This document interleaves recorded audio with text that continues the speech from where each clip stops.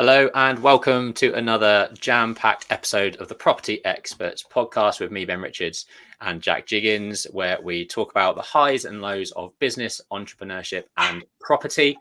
Got a jam-packed episode today. It's the 31st of May 2024 for those listening on the podcast. And the agenda today is, number one, we're talking about the HMO Awards, which we will be attending later today. Spoiler alert, this is pre-recorded because we will be busy understanding whether or not we've won any awards at the HMO Awards later. Number two, we are in the press and we're going to be talking about some PR stuff that we're doing soon, which is very exciting. We haven't done much of that before, so excited to see where that leads. Three, Jack's going to be having a look at some company annual reports and talking about what you can learn from them. There's loads of really good insights and it really helps you sort of sharpen up your financial mind and your business mind. Number four, I'm going to be talking about show homes, furniture packs, and more, and how to sort of sell your sites quicker and for more money. Five, learning to say no as a business owner and entrepreneur. It's very, very difficult to say no when you just want to do everything.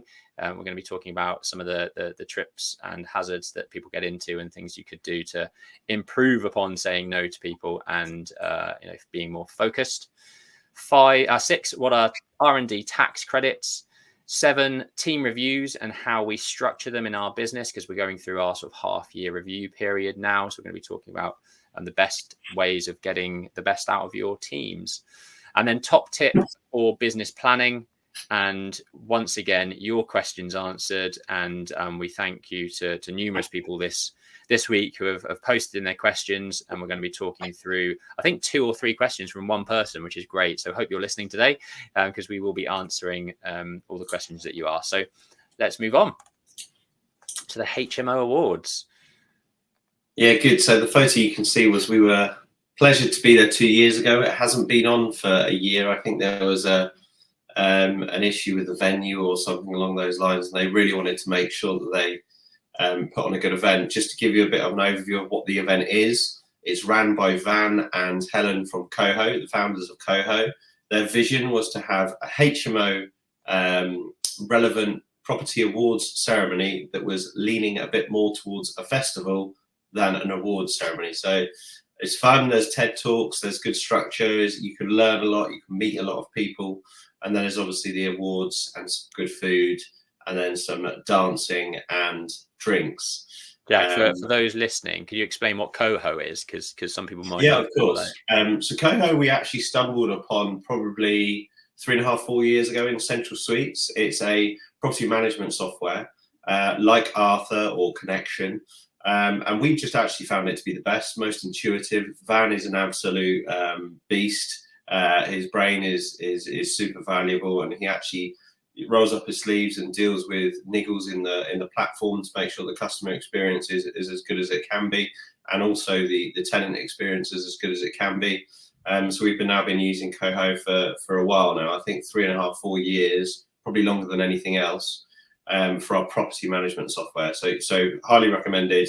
If anyone wants an intro, reach out. I'd definitely recommend it if you have buy-to-lets, HMOs, or anything like that. For as far as property management software it goes, is really good.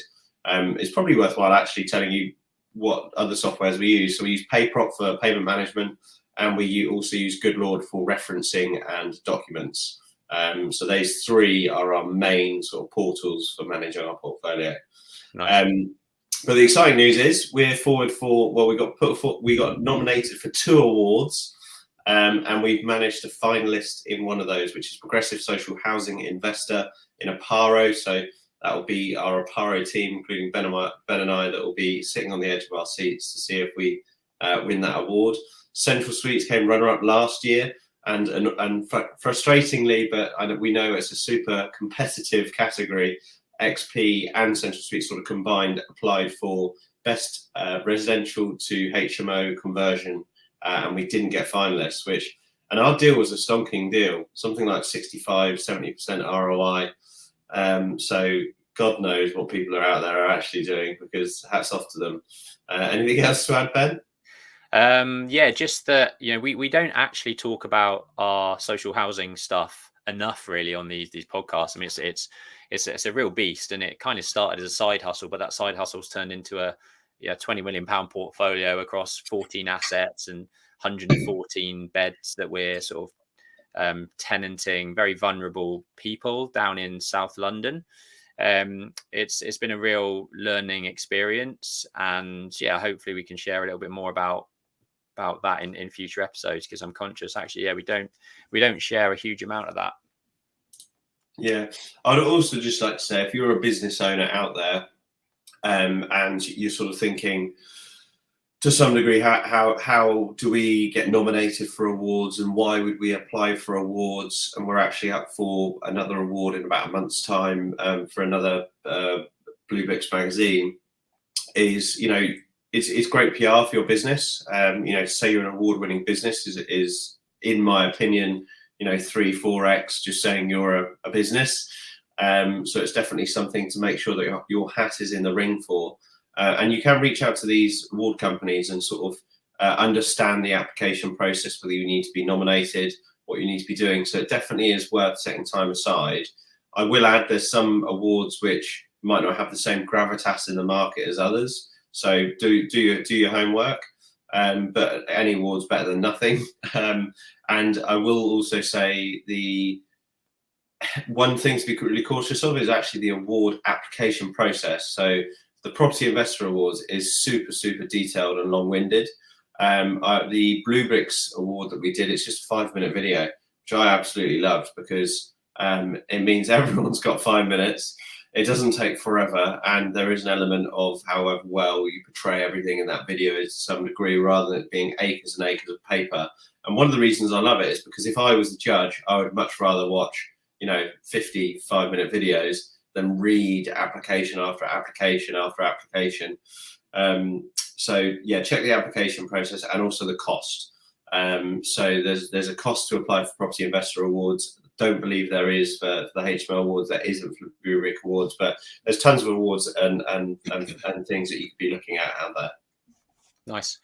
Good. So fingers crossed for later today at the HMO Awards. It's actually hosted in Stowe School in Buckinghamshire, or Buckingham, which is an incredible place if you've not been there or seen it before. Absolutely incredible building. So I'm sure you'll see lots of social media posts later today across our various platforms. So do check that out. Last but not least, XP Surveys sponsoring the event. So if you are going, come and find us, and we've got a specialist secret discount if you come up to us and ask us what that is. Oh, I'm intrigued. I don't even know what it is. Find out later. Cool. So number 2, we are in the press. We've not done a huge amount of PR stuff. We've not written a huge amount of articles, but we, as of I think the deadline is today to get all of our stuff over to the independent newspaper. So we're going to be part of their Business Insider. It's going to be all about kind of our journey over the last 7-8 years in terms of entrepreneurship and property and growing the various businesses that we've grown. And as part of that article, there will be this video, which there's a screenshot for those of you watching on YouTube. But it's a 9-minute long video of Jack and I at various sites explaining about our ecosystem of businesses, discussing some of the key metrics of things that we've delivered in terms of £80 million worth of sort of property transactions, and how long we've been in the game, and some of our case studies of our projects. And it's just something that this will go on our YouTube channel as well as like this is who we are, this is what we do, this is what we've grown. Looking basically our avatar sort of target market is investment partners, and that's kind of hopefully what we're doing here by appealing to them and showing them the credibility and trust that we've built within the industry. And PR like this is a massive way of increasing your trustworthiness and credibility. So super excited to launch that next week or next month. The deadline for our video is today. So Christina's been busy video editing over the last couple of weeks. What I've shown on screen, which is just a little hack and tip for people if you're doing a lot of video content. Dropbox offer a platform called Dropbox Replay.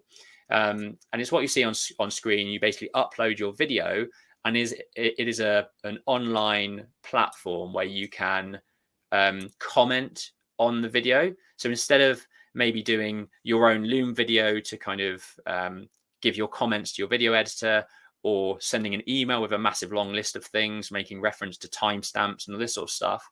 It is dedicated to video editing feedback. So you'll see on the screen, I can share feedback at various points along the timeline. So you can see Jack's made some comments, I've made some comments. On the right-hand side here, you can see all the comments and the various timestamps associated with them.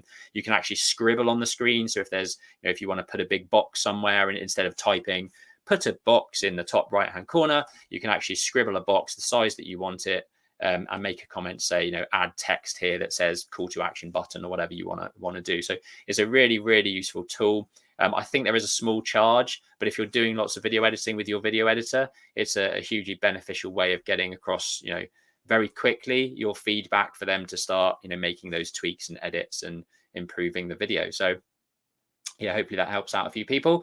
But yeah, looking forward to being in the Independent Business Insider. And we'll share the article as soon as it's finished, and also share the video as soon as it's finished as well. Cool. And if you want to know more about our boardroom stuff and our one-to-one consultancy, do head over to our website. I mentioned it last week, and I'm going to mention it again because the slides are still here. But we had a really good call, a one-to-one consulting call with Daniel and Vlad last week with Blue Sun Property. They've got some interesting stuff going on over in Wales and Bristol, and they're in full-time work at the moment, want to venture out into property, which is a lot of the consultants and mentees that we have on board kind of want to do a similar thing, or the very, very start of their sort of property journey, I guess.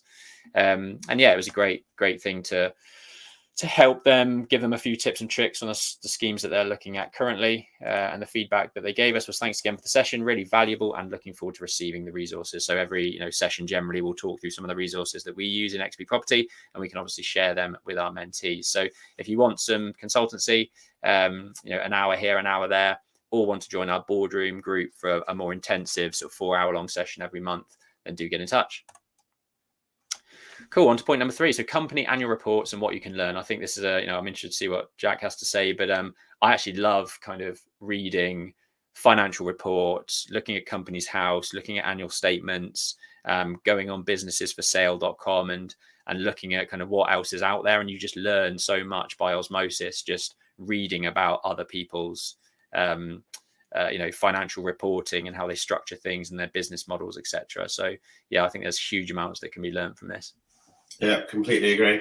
Sometimes with businesses for sale, though, they go through a period of cutting huge amounts of costs, increasing profit margin. Just coincidentally, the last couple of years, what they're looking to exit. And they always use EBITDA as well, which for like service-based businesses like us, it's actually irrelevant. Like I want to know net profit. I don't. It's inflating the true picture, which I guess if you're selling anything, you're going to do that. So I get it. Completely agree. I mean, the main point to really touch on is we're all business owners. We should all really have a business plan. If you went on an MBA, you'd be tasked with making a business plan for a business. A lot of the people that do MBAs don't actually don't have a business, so they have to do it on someone else's business. A friend of ours, Dorian, we always share random and weird articles with each other and comment on them. It's good to get also a geek buddy that you like reviewing business plans with. But he shared this with me last night, and I just spent an hour probably reading through it and understanding how a big company that's a slightly different in a slightly different industry. What I loved about reading about this company is they're a group, and they've got loss leaders in the group, and they've got profit makers in the group, which I also think is a really good. It's a really good thing for us to read that, because they've got companies turning over 70 million net profit, and they've got companies losing 9 million net profit.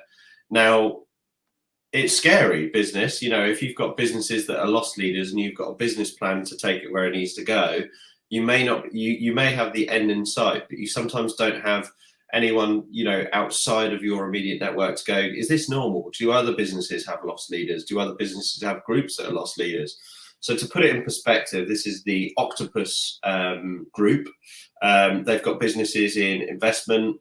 They've got a business branch in Australia, which does a few of their elements. They've got a business called Money Coach, which I believe is like a training platform. They've got a business called Octopus Wealth. They've got one called Seckle, and also Aurora, which is very similar to Aura, and actually how some people pronounce Aura, I believe, in the past. but anyway, so I've just mentioned 6 companies, and in this annual report at the end of the year, only one of them actually made a net profit, which is Octopus Investments. Outside of that group, they've also got Octopus Energy, which is a slightly different business and actually quite a crazy influx of value because of obviously the rates of energy increasing. It's quite annoying seeing that energy companies are making so much, given that I thought that the margin was moving for them, so their cost was going up and our cost was going up. But anyhow, so it's refreshing to see that in groups there are loss leaders. It's refreshing to also see they've actually got their I'm happy to share this with anyone if they reach out to us. They've actually got their structure. So who is a shareholder? It's still privately owned by some of the founders, some of the employees, and a few other people, but no actual private equity firms or anything like that. They've got their company group org chart on there, which we have. We have our own org chart. It's good to see how they structure their businesses. They've got a very similar setup to us, including a group co. And just going through each and every business, they outline how many employees, which is thousands, the funds that they're managing, the amount of investors that they've got. So, for an example, Octopus Investments is 13.4 billion in management and 70,000 investors. So you can sort of see from our perspective, obviously we're nowhere near 70,000 investors, but you can see how we can compare and alike and get ideas from businesses that have been where we are in the growth phase and learn from what they've been doing. So it was just to sort of strike that I try and read as many business reports as I can. Like Ben, I always look at Companies House, especially of surveying companies and other service-based businesses and even HMO businesses comparing to Central Suites. It's pretty difficult to analyze a development company because you kind of can't really always, you can't just overturn those stones. You've got to try and find the stones before you can overturn them when it's analysing a development company. But looking at Companies House business reports, obviously you've got public or floated companies, which are also probably not that comparable to the sizes we're at. But companies like, for an example, Shanley Group, one of the biggest privately owned development company in the UK, is only down the road from us. We can look at their accounts, see what they're doing, see what movements they're making, and try and understand that. If they produced a business report, it would be so useful for us as a business. So these things you can just Google. They normally businesses that have shareholders have to annually produce a report, and it has to be public knowledge. Any business that's turning over 10 million has to be audited and then also produced on Companies House, which basically means that if you produce audited accounts, your accounts are more detailed, so you can actually understand a lot more of the costs that go into running those businesses. And a 10 million turnover business might be where you want to be. So look at other competitors that have got there and see what are in their cost sheets, and look at revenue versus employee ratio. So if there's 100 employees, what their revenue ratio is. You could look at how many fee earners are in their employees by looking at LinkedIn and seeing how many employees are on their LinkedIn profile. And you could look at cost per employee. You could look at core overheads per employee, rent of their office per employee, and then you can work out scalable metrics to implement into your own business. And obviously there will be economies of scale and there will be differences if they're located in different places of the UK, but if you can understand what the differences are, that's a really good step for your own mind to sort of think and do that. And if you can't find the articles, ask ChatGPT to share them. Nice. Yeah, one of the things that sort of I know that will come out of this type of thing, certainly with Octopus, is like the news will grab hold of this and be like, energy company generates biggest profit margin in years, 30% margin plus, and why not? They're then reinvesting into all of these other side ventures, which I'm sure will be stuff to do with renewable technology and improving the way we do things, and some of those will be losing huge amounts of money.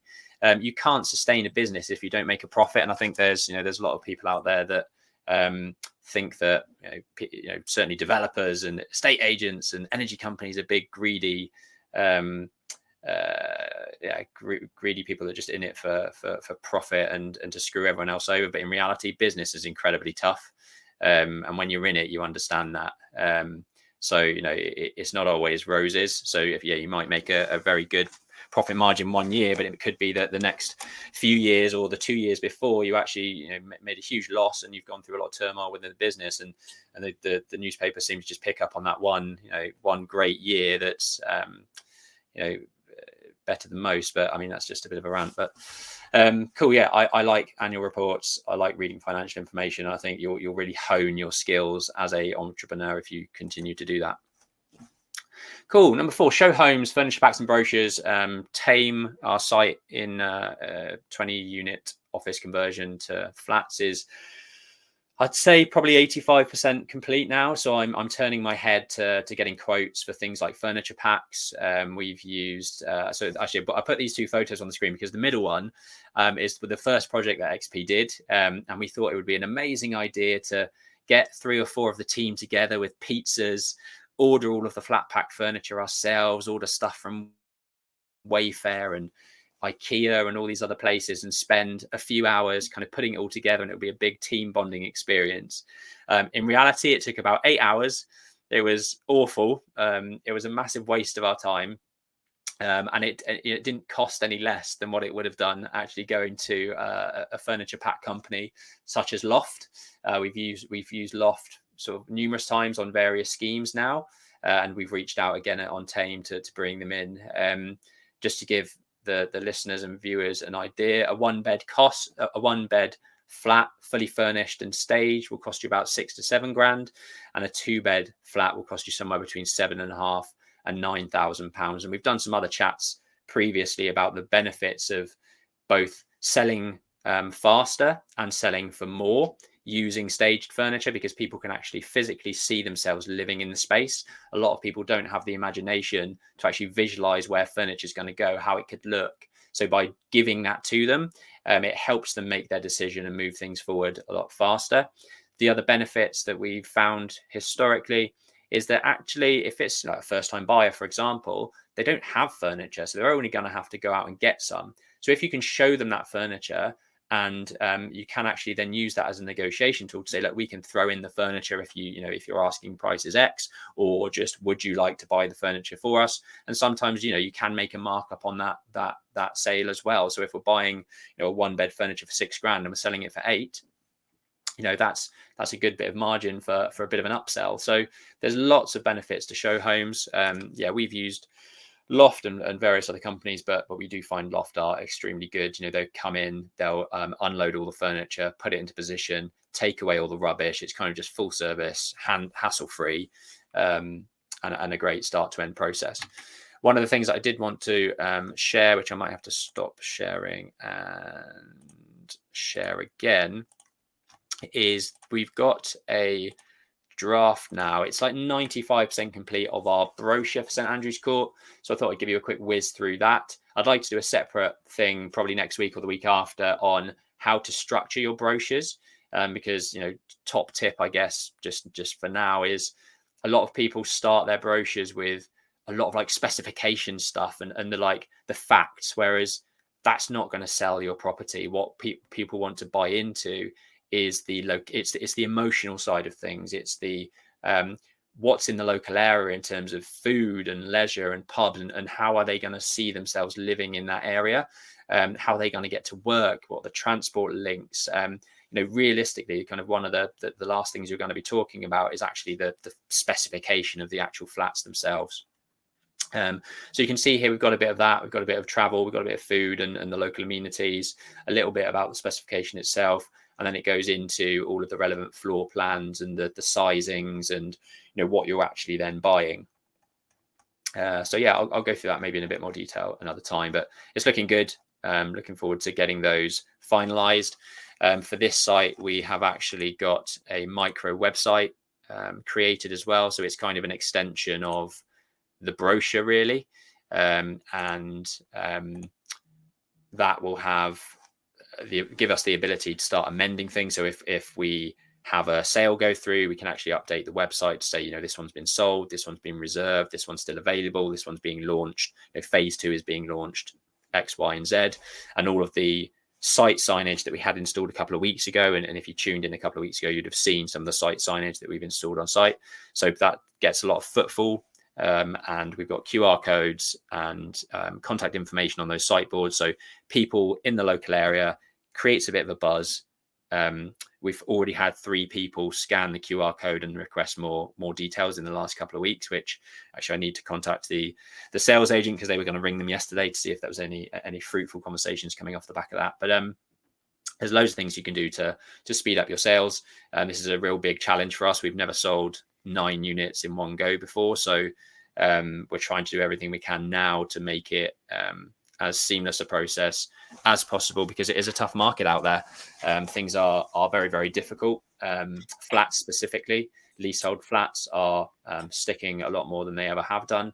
And we've got 9 of those as part of phase 1. So yeah, we'll see how it goes.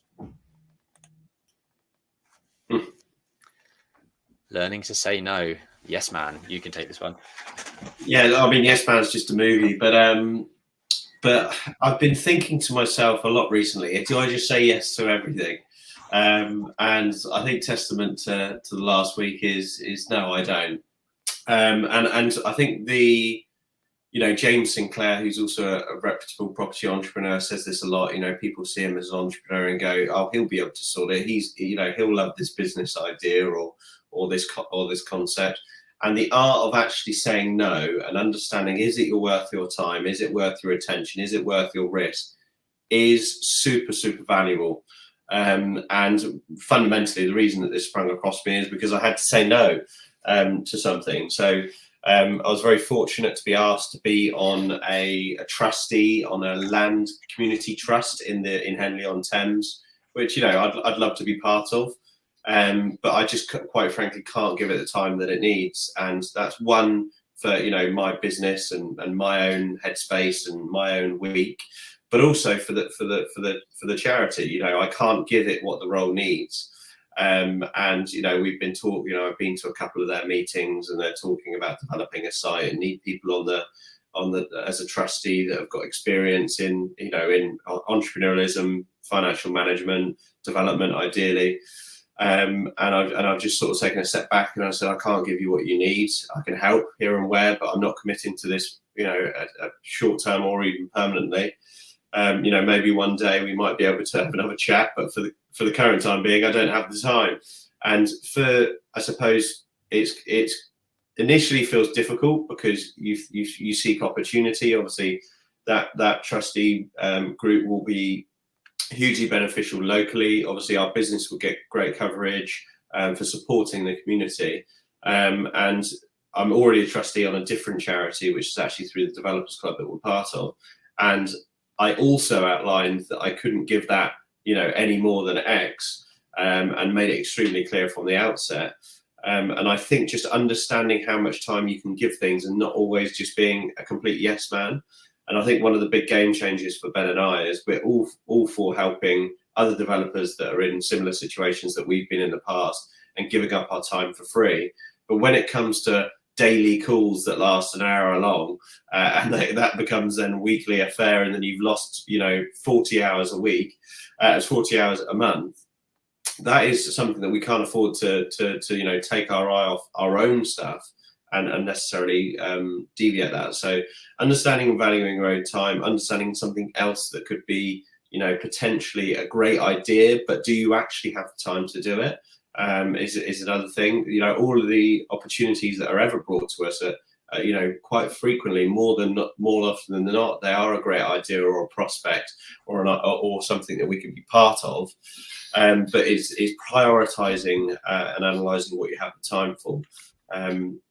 Did you have any views on that, Ben? Yeah, I mean, I think point number 7 or 8, whichever one it is, that somebody asked a very similar question, which I think we'll go into a bit more detail of. But I think it's a massive it's very difficult to do, and people, I have full respect for people that are so laser focused on their own goals that they find it easy to say no to things. It's something that I've definitely grown into, sort of learn how to do a lot more, because the fear of missing out and FOMO is big, especially when you're an entrepreneur, because fundamentally, you love solving problems, you love new challenges. So you're going to be swayed more towards starting something new and fresh and exciting. So, having the sort of nous to say no is a massive skill set, I think, that any business owner should have. Yeah. Cool. On to some really, really boring stuff now. R&D tax credits. I'm not going to spend long on this because it's boring. But I'm sure if you're a business owner, you probably get like 4 or 5 phone calls every month from cold callers saying, trying to pull you into some R&D tax claims. And they certainly have their benefit. And we've just gone through the process with Aura. We're probably like 90% of the way through now. I need to catch up with the team to understand sort of how far we've gone, where we've what sort of value of claim we're sort of looking at. But we've now done it in XP surveys. We've started that process. And with XP surveys, for me, I see there being genuine R&D claims, and R&D claims, it's research and development tax credits. Effectively, the government have this process and system whereby in any business, if you're innovating, if you're researching new ways of doing things and developing new technologies and processes and systems and this sort of stuff that are game changing, one for the industry and for your company, HMRC kind of allow you to get relief on your corporation tax, or get a cash sum based on a value. And the cash sum, the way they work it out, and I only found this out this week, is the cash sum, if you take it now, will be less than if you take it as a relief on your corp tax later down the line. So it really depends on where your business is and kind of cash flow in your business and what you really want from it. I think with XP surveys, we just want the cash now because we're a growing business and we'd rather have that cash to use and turn it into more cash and reinvest and do what we need to do to grow the business. But depending on where your business is, you might want to take the tax credit and just reduce your corporation bill later down the line. But effectively with Aura, I had this conversation and I'm still not entirely sure it's a very, very complicated process, but I sort of approached it with the view that, well, all these challenges that you're saying could be R&D, I feel like are just my job. Like as an architect, as an engineer, like you're constantly solving problems. Why is installing a beam in a certain way, or having to change the phasing of a project to allow for X, Y, and Z to happen? Why is that R&D? That just feels like my job and the solution that's right for this particular problem. And there are huge amounts of nuance in it. But there's a lot more that you can claim than I thought would be valid, and it is about getting the right specialists on board. They've got their own PI, and effectively they're the specialists. If they're saying that there's a genuine claim here, then you have to take their word for it and push that liability onto them. So the process that we've gone through so far is explaining a little bit about our business. They've sent us some schedules and asked us some questions.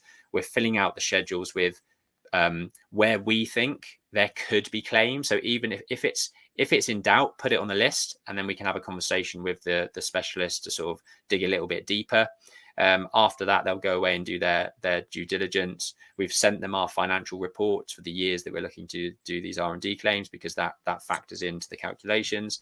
And yeah, like I say, with Aura, we're waiting to hear back, but it's it could be significant. I've spoken to a lot of architects in the past that do have tens, 20, 30,000 pounds worth of cash back into the business because of R&D. And I think for me, XP surveys was definitely there. The amount of work and effort and cost that has gone into introducing our API integrated instant quoting tool on our website, and that system and process that works really well.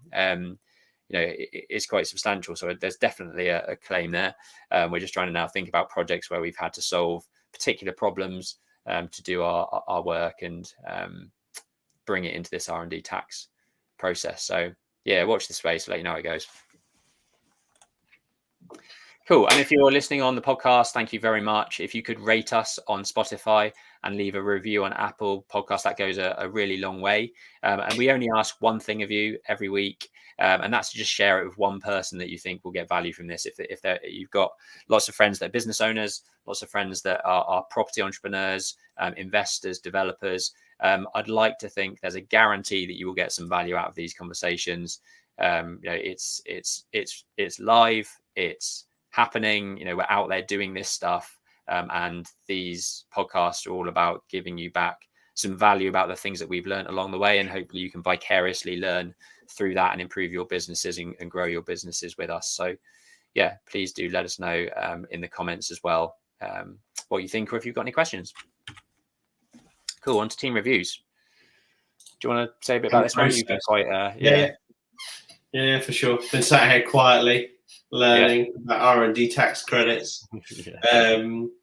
Just to touch on those, I was told it's all the rule of thumb. If you create something that you don't believe has been done before, that's a good gauge on whether it's a potential R&D tax credit. But anyway, we'll move on to reviews. So I know Aura have been doing it for a while, but we've just instigated this in XP Property, where we actually we always have 3 month, 6 month, 12 month, and then annually reviews with all of our staff. And it's the opportunity for you to have a chat with them about, looking back on the job description, which you originally wrote, remember, to pull together the requirements of the business. What does the business need? Job description's drawn up, hiring's made, keep bringing that job description up and tweaking it and changing it and making sure that it still resonates with the original job description. Because you may find, we actually had this in our business, where you end up as a member of staff being so far removed from their job description, you've just got another person on the payroll, but the original problem isn't resolved, which then falls on normally us, the directors, to still do that task, which was the whole reason we hired a year ago to replace that. So the job description is really essential. So once you've got the job description and you're doing the 3, 6, or 12-month reviews, you obviously sit down with your employee and you go through it, and we're always looking at various things. So predominantly inputs and outputs. The output is what is detailed as their tasks on their job description, and the input is their attendance, their sort of motivation, their energy, their efficiency in working, and the things that they're humanly inputting, the softer stuff. The harder stuff is the outputs. But this is the first time actually we've experienced that I've experienced, but Ben has been doing it in Aura for a while, where we let the employee present back their review to us initially to see how they think they're getting on. I think it's a great idea, and it's a lot softer, and you can sort of talk a little bit more in the detail about whether you agree, disagree, and why. Because sometimes if you're just sort of going through the review and they've already had one, some of it might not even seem like it's changed. I think it's good for them to ask themselves the question. But it also manages expectation, not manages expectations, but if they're over here and you're over here, you can just see that massive gap. Whereas if you've just said you're over here, there's no real guide or like understanding of that gap that needs to be filled. So yeah, having them say what they think and then you saying what you think, you can really clearly see if there's any really big differences. Completely agree. And also a question we ask our staff is, what do you enjoy and what do you not enjoy? Because there might be things that they're doing really well on their job description, or not even on their job description, that they don't enjoy doing. I think the best team out there, the players that play in the positions that they enjoy, and that's really, really important as well, because you kind of want to let them sort of foster those roles that they really do enjoy into, amazing people. I actually had a quote the other day: good people work for good people, great people work for great people. And if everyone's enjoying what they're doing, you'll create a great business, which I completely agree with. We have actually talked about the review process in our previous episodes, and if anyone would want our template, just reach out, maybe comment on here, team review or personal review template, and we can send that over to you. I didn't have too much more to add than that, Ben, did you? Yeah, I did, because I've realised actually that there's some stuff that we added into Aura's reviews probably a year or so ago that actually hasn't made its way to the XP stuff. And it's actually more about, a review should be both ways. And I think there's a tendency with reviews that it's just, all about the employee and you feeding back information to them, and not always necessarily giving them a sort of opportunity to kind of feed back to you about not just kind of the company, but the management, the culture, and their kind of potential career progression and stuff like that. So we did actually add a couple of different segments into the Aura process, whereby again we got the employee to fill them out, but it's just some questions like how would you describe the overall company culture? What aspects do you find the most positive and engaging? And in your opinion, what are the key values or principles that guide the company culture? And actually, what we've gleaned out of that is, or what I remember sort of from previous reviews with Aura, is that Aura have a set of core values, and they're written. And actually, about 2 years ago, I said to the team when we moved into our new office, I am going to put our core values up on the wall, but I'm not going to put them up on the wall until everyone here agrees that they are our core values and understands them. So we had a good workshop about kind of what they are, and they didn't go up on the wall until everyone was kind of bought into them. But obviously, new people join the business, and people leave, people come and go. So this answering these types of questions help you understand if your employees really understand the core of the business and what you're trying to achieve. And if they don't, it's very obvious from these types of questions and their responses, what you need to do to kind of bring them on board. And like Jack says, kind of if people are enjoying working for you, they understand your long-term vision, your goals, and they're buying into that, it's only a good thing, and that they're going to work harder to try and achieve those goals together. So company culture is massive. Another question we asked: do you feel company culture supports open communication and collaboration among team members? There's a little bit about management. So again, us as leaders and managers, we need to understand how effective we're being. So how would you rate the effectiveness of our management team in creating a positive and inclusive work environment? Is there any specific areas that improvement might be needed? Do you feel your opinions are validated and taken in consideration? And then career progression. Have you had opportunities for career growth and professional development within the business? And how would you rate the support given by management and leaders in this regard? So I think that's definitely one way in which we can improve our XP team review process. And I'll make sure that those are added. There's one for Christina, actually. I'll send you the questions, Christina. You can add them into our This is becoming a common platform to communicate with Christina. It is. This is how we communicate with our team when she watches these back. Cool. Yeah, that's a bit about team reviews. Hopefully it's been useful. To grow a business, you need to grow a team. There's no other way around it. So, the more and the sooner you can get your head around how team management works and being a leader and bringing in the right people and recruitment, the better and faster your company's going to grow. So best of luck. Cool. This one kind of feeds on from the saying now, I think. Yeah, it does. Yeah. Because I mentioned in last episode that I have a folder of ideas, of business ideas that I'd like to implement. Coincidentally, one of them has recently been implemented and become super successful. And it is actually someone that's within my friendship network. So I kind of feel that by communicating that business idea has finally been implemented. But the question from Ryan Taylor, who's one of our followers and messages me frequently, so thanks for following us, Ryan. And do go give him a follow. RMT Property on Instagram is his best channel. But you mentioned on a previous pod about having a long list of business ideas. I have the same in my notes.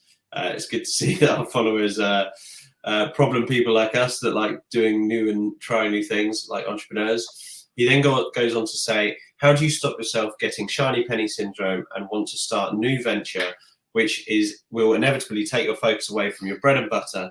It's a constant battle for me. Equally the same for me, Ryan. And there's plenty of business ideas that we want to be implementing too, in particular that Ben and I are on a ban. We're not allowed to set up any new businesses, and that's from our non-exec, our wives, and our team.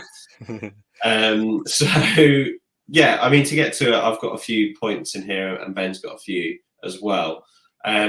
So Daniel Priestley talks about setting up new businesses and trying a low-cost test and fail fast. And what he means by that is, if you are going to set up a new business, make sure it doesn't cost the world to get to the point it's either going to make or break. Make sure that's a quick process, and make sure that it's a low-cost process. So the way that he would normally do it is a lot of his businesses is he's B2C. So he's selling to a person, a consumer. he will create a buzz and a waiting room or a Facebook group or a WhatsApp group or demand for free before he's actually launched the project. So what that may look like is he might be going, I'm thinking of launching a mastery program that's international, runs at 6 p.m. every Thursday, UK times that America can tune in, Hong Kong can tune in, blah, blah, blah, blah. Who would be interested in it? Subscribe here.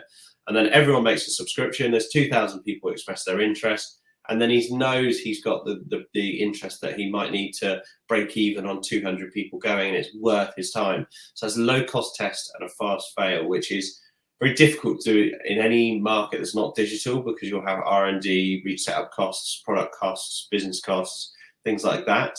But there's no reason that you can't test it. Another example of that is Ben and I were looking at joint venturing with 2 property people. One of them had a very extensive database, and the whole point was to potentially set up a routinely, I suppose, mentoring-y type program. We hit the list. There wasn't a lot of feedback, so we canned it. And that is, behind ideas and what it comes to. And that didn't cost a lot of time. There wasn't any branding. There wasn't any face behind it. It was just a fairly generic message to sort of put the hook out there to see if there was demand.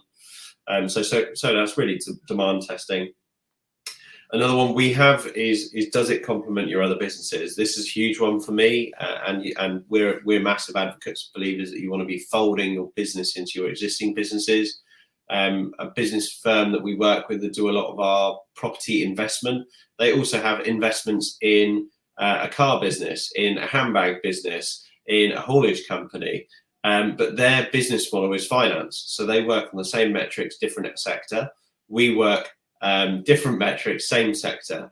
So you've got to think about, does it actually complement what you're currently doing? Do you have to completely rebuild your businesses around that to sort of get the right mindset to make that business go? And what we have is same sector or even same clientele in some respects, but different products. And that's how we focus on folding our businesses into an ecosystem. So we have now we can survey the site, design the site, develop the site, and manage the site, all part as one in the same sector. Third point is it part of your 10-year plan? Like, so for an example, one of my ideas in my, this list has been being built for 20 years, so you'll laugh when you hear this one.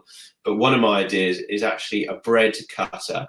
I couldn't get my head around growing up why every slice was like a completely different rhombus and then triangle, and there wasn't a process where you even put like a framework over the bread and you used it to cut to guidelines, because the phrase "best thing since sliced bread." Sliced bread isn't good because it's not fresh and it's not got that authentic feel. But then try and cut a fresh loaf of bread.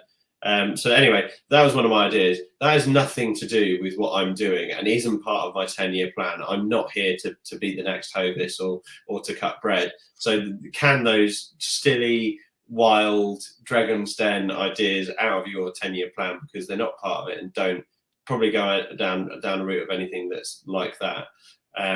You may hear people that say, "Oh, I want to go and do this," and you sort of think that's a bit off the wall compared to what you're doing. But anyway, ROI, so return on investment. In the Ground Up pod, we just recorded the episode 6 or 7 of the Ground Up pod, and one of the questions was, what would you do with £1 million if you wanted to build a property portfolio? And Ryan and Stuart said both put it into crypto. And I kind of feel that that's because they're well educated on it, and that they believe it's going to be 100% return in the next year. But we don't get a bad return off the back of that in our residential or development businesses for development. So I do think it's worthwhile analysing your ROI, and then also comparing that with your return on time. So for me to learn crypto over the next year, it will take far longer than actually just getting the returns that I can get in property. And that's why I sort of took everything out of crypto and just doubled down in property, because I understand it, I live and breathe it, I know it. The returns aren't as good, supposedly, but that's a very subjective market, and you can touch and feel a property. But analysing the difference between ROI and return on time, and then blending the two across what you're currently doing, because There's a phrase that I love that you would have heard of, which is definitely really common in modern day, which is the grass is greener on the other side. But the sort of caveat to that phrase is grass is greenest where you water it, which is analysing that ROI and ROT on there. A friend of mine has another phrase which is called inch wide, mile deep, which is having your niche and really doubling down on that and specialising in that. And I can kind of relate to that. A lot of people say, how do you manage 4 businesses? And the answer is quite difficultly. I'm sure if we individually had one business, or Ben was just focusing on Aura and I was just focusing on, for example, Central Suites, they would be a lot more progressed than they are at the moment. So there is something to be said for just focusing on your niche, and less is more. Ben's got a couple here. Yeah, life is long. Now, I think sort of my sentiment around that is that you've probably got 6-7 centuries of your life, where you're past your 20s to live and do stuff. So I think it goes back to a little bit about your return on your time at that particular moment, and there's always time to do new things. I look back like 10 years ago and look at kind of property mentorship and programs and things like that, and they're still around today. Like, if I'd not started 10 years ago and started now, I wouldn't be there's still a demand for this. There's still an opportunity here, and I think you do get fear of missing out. You think, I need to do this now, and in reality, there's probably only a few things or ideas that you've got that are time sensitive. And I look at XP surveys, for example, and I feel like we're behind where we need to be, because that technology and that industry is growing so fast. I hear Dan Hill on Property Entrepreneur talk about it all the time, trying to ride the crest of the wave. You kind of want to get into a business where it's just taking off. So yes, there are some opportunities where maybe they are more time sensitive, but for the most part, there'll be stuff around now that will still be around in 20 years time.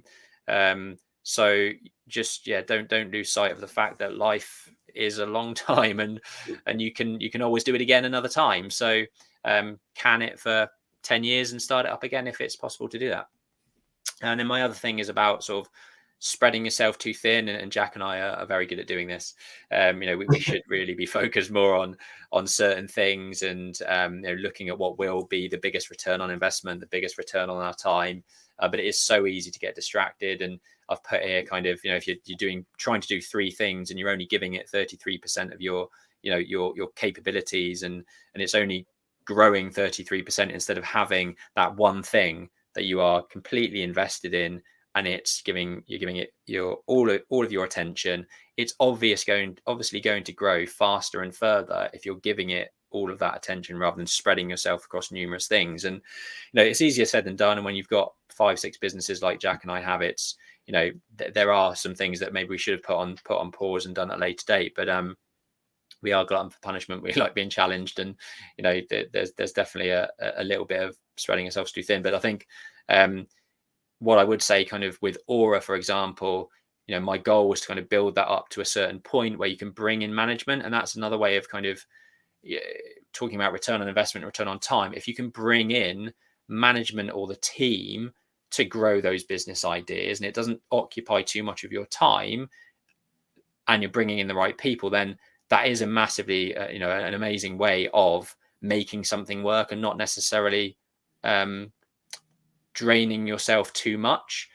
I'd caveat that with, I'd suggest kind of building a business to a certain size, bringing in some management and allowing it to run itself before then starting a new venture and doing the same thing again, because startup businesses are very, very time intensive. And even if you are bringing in the right team, you're still going to have to give your own input. And we've certainly learned that with XP surveys. We don't have necessarily a second in command or managing director. So Jack and I are still involved in growing that business, and therefore it's growing slower than it should be because we have huge amounts of other stuff going on as well. I will add to that the whole 33% of time. We talk about time, devotion, and attention to a business. As you as a person, yeah, as an individual. I will add that Because one of my pet peeves is where someone's in a 9 to 5 day job and they, want to take a leap, they can't. Just work a few extra hours a day for your own stuff and give it 100% of that time, because if you're doing extra, it's not taking from the original. So my view is one of the reasons we have been able to manage 3 businesses is because we won't do 40-hour weeks. We'll do more hours than that so that we can warrant to do that, and we've committed to doing that.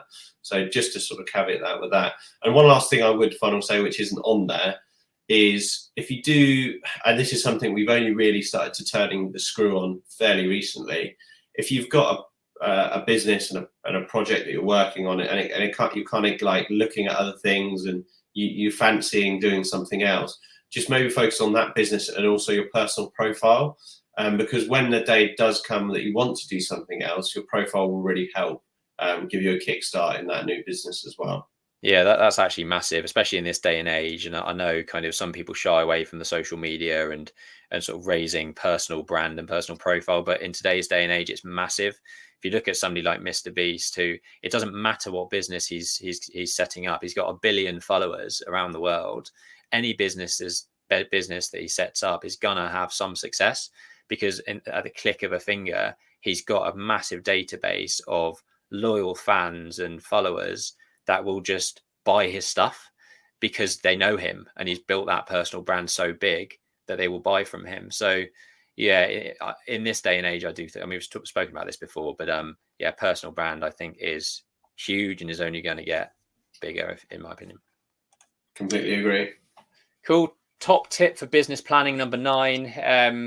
And I wanted to raise this because Jack and I, bank holidays for business owners like us are often actually really, really good for just taking stock and having no disruptions from the team or anyone else. Everyone else is off enjoying themselves, and typically on a bank holiday weekend or a bank holiday Monday, it's a good opportunity to meet up and spend 3 or 4 hours just looking at the businesses and strategizing and actually prioritizing what things are the most, what are going to turn the needle the most for our businesses. And that's what Jack and I did on Sunday. So we met in a hotel just for 4 hours for lunch to run through all of the key things that we need to think about in the business. What are the key bottlenecks? Who do we need to get in place? What do we delegate to who? And what are the real risk factors, I guess, over the next 6 months? And it's so easy to get bogged down in the day-to-day of your businesses, to take out 4 hours. We do this with our business coaching, 4 hours a month, dedicated to just no distractions, taking the time out, looking at your goals, looking at how to break them down, what key actions will get you to the next level. And I just cannot emphasize the importance enough of taking that time out. And we should be doing it more, because when you look at people like, I think it's Bill Gates, who takes 2 weeks every year to just lock himself in a log cabin and read books. And that time is just so powerful when he comes back rejuvenated with amazing ideas, with strategies in his head about how to grow the business and what's the right direction and things like that. So take the time out. It is important. It's counterintuitive not to. That's my top tip for business planning. And remember, if one of the richest men, self-made richest men on earth, has time to take 2 weeks out of his day every year, which is ridiculous. It's like insane. You have time. That's 5% of his year that he just up sticks and buggers off. Yeah. Cool. So we had 2 other questions in from is it Ryan Taylor? Yeah. RMT Property. First one being, I know you have a property mentorship group, but what would you say is the importance of a business mentor? Do you have one? And at which point during setting up a new business would you engage one? I think it's probably worth saying that Jack and I met through a mentorship thing. This is how we originally got together. We both had the same mentor via a property education platform. And it wasn't long before the sort of mentor said to both of us, I think you'd get on really well. I think you've got similar goals and aspirations, meet up and have a coffee. And that's where it all started really for XP. So, I think it's fundamental to business growth, having someone that's either been there before to guide you.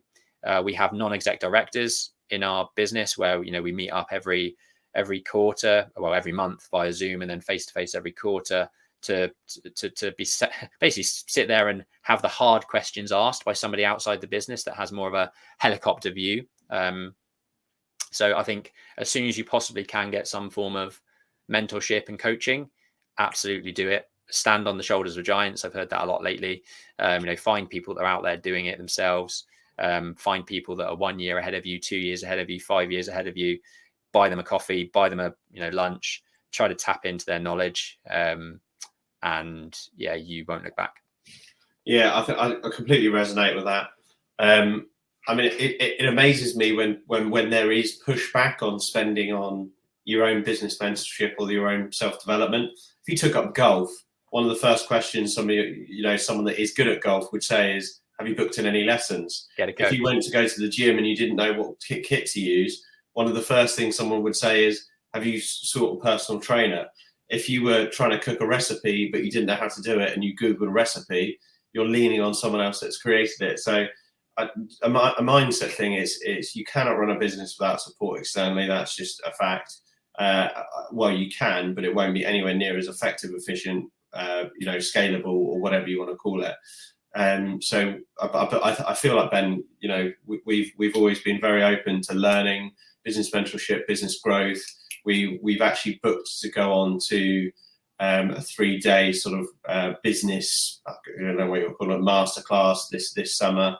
And forever, you're never not learning, and you kind of have to always be open-minded. Yeah, granted, some people might not add as much value as others, but I think even sometimes, in our business coaching in XP surveys, it might actually be me and Ben coming up with the ideas, but the business coach is teasing them out of us sometimes and asking those right questions. Whereas actually some business mentors have the ideas and we're just realizing that they're right in the implementation. So massive advocate. I believe that in any capacity, you should always have mentors. You don't always have to have a paid mentor. I know a lot of people that kind of build a relationship with someone, normally generations above or a generation above, and just bounce ideas off them. It could literally be anyone. It could be an uncle, it could be a friend, it could be a brother, it could be a dad, it could be anyone that you could potentially think of that could potentially be a mentor is someone. So I've almost got like a mentor that I check in with time to time, and that he's super invested in what I'm doing, and but he's in charge. I just go to lunch with him from time to time. And a friend can be a mentor as well. I feel that now we've scaled our businesses to where we are, a lot of my friends check in with me and I'm asking them questions about what's next and do they want to scale it? Where does their time go when they go from, technically being the person that's delivering the product to then managing people delivering the product. And I just think it's super essential. And if you haven't got a business mentor, there's various different ways you can find them. There's paid non-exec advisors. I would recommend reaching out to your network. That's definitely a good place to start. Put our Facebook, LinkedIn posts. Start thinking, who do you know, like, and trust that's a successful person? That doesn't have to be in business. That could be in, whatever career they're in. And can you start, just say to them, look, I want a third person to bounce ideas off. Can we meet up once a quarter for dinner? I'm paying. That could be hugely valuable. Is probably where I would start.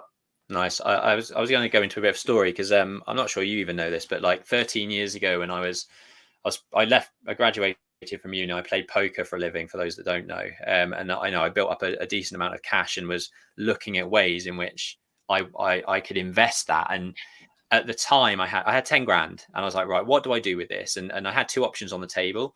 At that particular time, like solar PV panels were massive. The feed-in tariffs were huge, and they were, sort of double-digit returns. And I was looking at putting a bank of PV panels on my mum and dad's house at the time for both the feed-in tariffs and actually the return that we'd get on the solar saving on the energy. And I remember it was 10 grand, 9 grand, and it would have been a 12% yield, 12% return on that. And I thought that's pretty good. That's a good investment.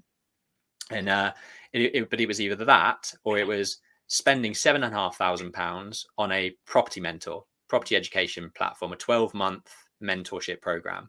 And I went with the mentorship program because for me, investing in myself at that time was the biggest return on investment for me ever. I wanted to go more into the industry. I wanted to learn about creative ways about doing things, and this wasn't progressive, Jack. This was before, many years before progressive, and that year was the first year I bought my first property.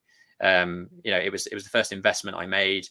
Through the mentorship, I learned all about how to structure deals, the sort of way you could multiply and refinance assets and go again and get your money back out. And I turned a 1-bedroom flat into a 2-bedroom flat, added 30 grand of value straight away.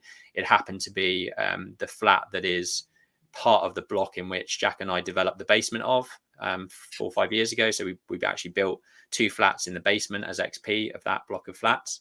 So that return on investment, not only with the knowledge that I learned, but the physical hard cash return that I've made out of that £7,500 is hundreds of thousands of pounds over the last sort of 12, 13 years. And that was because I invested in myself and found a business mentor, found a property mentor. And I can't say enough really about the importance of having that sort of direction and learning from people that have been there and done it. Yeah, I've got a fun story as well on mentorship. Mm-hmm. So Nick, who was my early door mentor, super successful guy, especially at that time. And really long story short, I actually won almost like a 24 hours mentorship with him, where he just sort of came to where I was. We went out so did half a day and then another half a day. On the way back from the sort of investment area we were looking at, my car broke down in a lay-by, and it's on the M40, and I always pass it. And I always say to myself, that's probably the most valuable lay-by to me in the UK, because it gave me that extra time to build an actual long-lasting relationship with my mentor at that time, who's now a lifelong friend, came to my wedding, check in with him from time to time. And it's quite comical that I felt that was the difference. But those are the way things goes, and people are people. And one thing I would add to that is, look for a mentor that essentially sees themselves in you. But obviously 30 years behind. But yeah, cool. Good question. Should we move on to the next one? This one might sound really simplistic, but how do you work out your business critical mass, and something you speak about a lot, but never known how to calculate this for XPP? So I talk about critical mass, and it kind of depends. So you can go on to the next slide. Yeah. So critical mass is kind of, it's basically for every vehicle, that whether that be a small company, medium company, large company, they will each have optimal operational value, and that is what the team looks like, what revenue it's bringing in, what its costs are, what its profits are. So we talked about business plans for Octopus earlier today.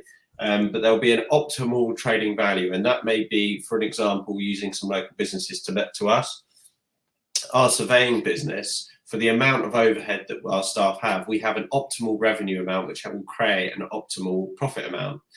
If you then look at XP Property, when we set up the business, it was just Ben and I.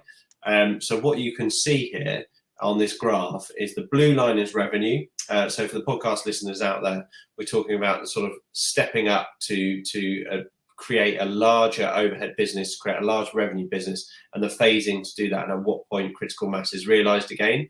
So when it was Ben and I again, we had to do less revenue. Our cost was super light because it was just Ben and I, and we were making a clean and easy profit. As soon as you see that jump in costs, that is hiring the team around us. So I believe we now have something like 6 or 7 employees in XP Property, and that comes at a cost. So you can't keep the revenue the same because your costs have gone up. But as a result of your costs going up, your capabilities to dealing with higher revenue is higher. So you can boost your revenue. So that comes in a sort of delayed fashion that Ben and I knew we needed to hit higher critical mass of revenue. So we've increased our revenue because we've got a higher cost, and therefore our profit takes a hit for maybe however that long, maybe whether it's a service-based business, that might be a few months, but in XP Property, it's actually a few years because we're playing a longer game here. And then you start to get into higher profit margins because you've reached critical mass. Another phrase for this is break-even point. So if you work out for your business what your unit rate of break-even point. So for an example, in XP Property, our break-even point is basically how much profit we make against our overheads to run our business. Back when I mentioned it was Ben and I, that might be 100K. Now it's probably 4 times that. So our break-even point is that value. But critical mass is taking a step back and looking at what speed and size is that business optimal to be operating at. And every business is different. And as soon as you then go into a national business, it will completely change again. Profit margins will decrease, costs will be a bit more linear, revenue will be a bit more linear.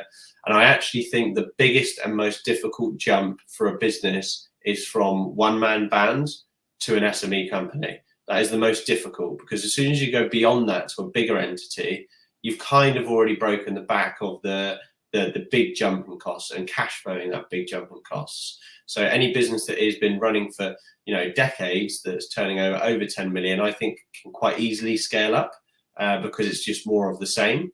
But it is definitely not more of the same going from a team of 2 directors or 1 director to 7 or 8 employees and a high revenue margin.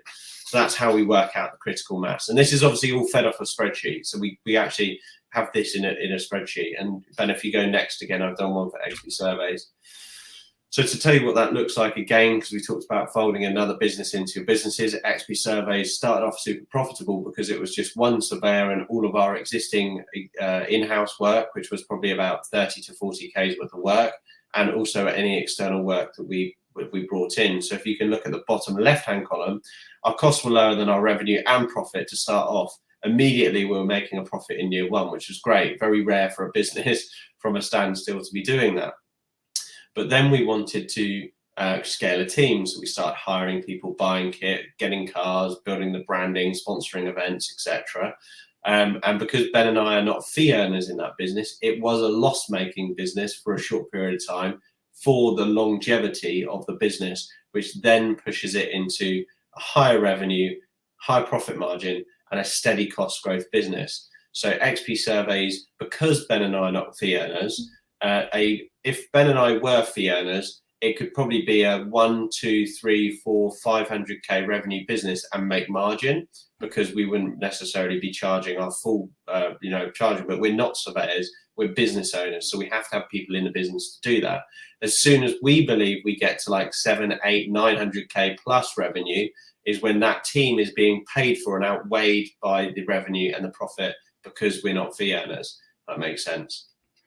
Yeah, it does. I think there's there's this green line should probably be like the J curve that people start to talk about with startups, whereby the very early days you're investing heavily and probably not turning a profit for a while until you hit that critical mass, and then hopefully it's more exponential after that. I think another point to talk about, because we have gone through this literally the last week in terms of internal structure and team structure, in terms of working out what your critical mass as a business is, certainly as a property development business.